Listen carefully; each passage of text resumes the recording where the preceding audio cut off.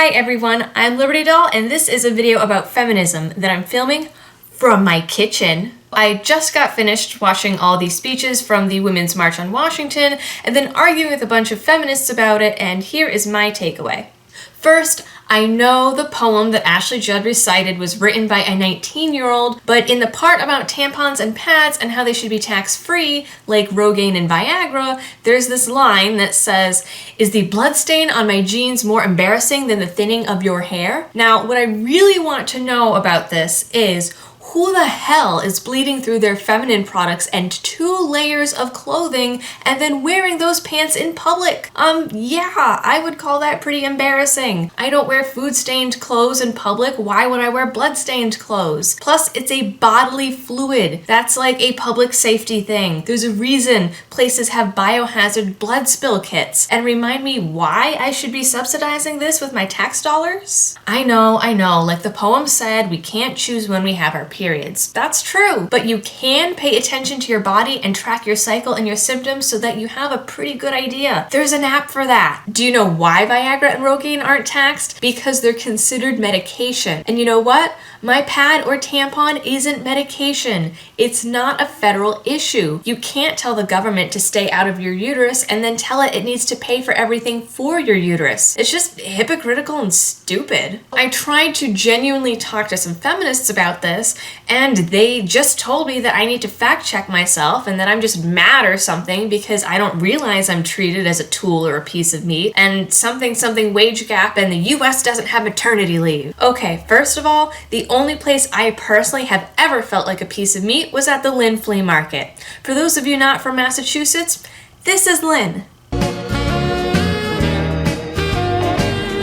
I'm not going to expect it to be some bastion of social equality. I also have never been paid less than a man at any job, with the exception of being a dishwasher in high school, and that was only because the guys that were there had been there for 2 or 3 years longer than me. I'm sure that wage gaps do happen at some companies, but when you factor in the fact that women are more likely to stay home with sick children or family members, have more doctor's appointments, maternity leave, and women generally pick fields that pay less because they're not rooted in the maths and sciences, you'll see the wage gap is more of a boogeyman than a systemic issue. Anyway, while maternity leave may vary state to state or by different companies, it does in fact exist. There is a federal law stating it must exist. The federal law is about unpaid leave, but many states and companies have expanded on it to provide paid time. Just because it isn't written in federal stone doesn't mean that it should be or that it doesn't exist. So I tried to tell the feminists this, and they claimed I was denying that women are raped or that rape exists, so clearly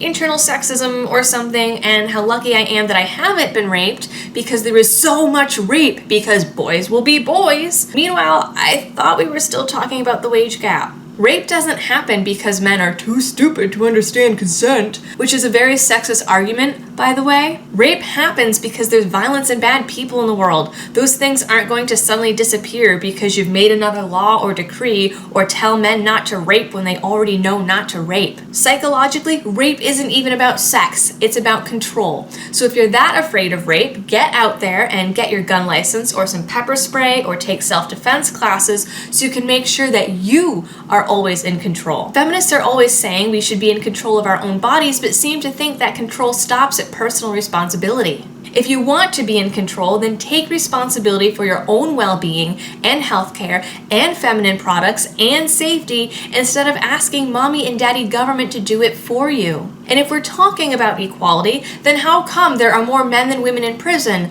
And historically, only men were on the front lines of war, and only men are required to sign up for the draft, and men suffering from domestic violence have almost no support and resources.